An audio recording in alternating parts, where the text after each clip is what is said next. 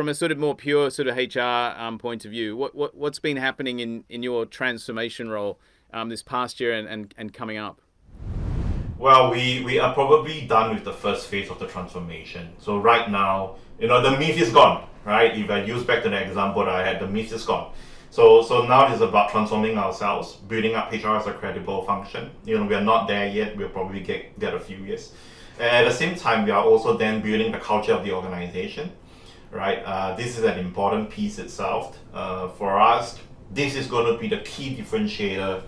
Speaking from the chairman, speaking from the CEO, they are all very, very passionate about culture, because to them, without a good culture, the company will never be the number one.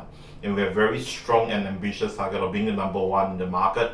And culture is going to be the one that we're going to bring us forward, because that is where the whole team is going to move as one big machinery and unit and move forward, rather than multiple segments of people going left and right and stuff.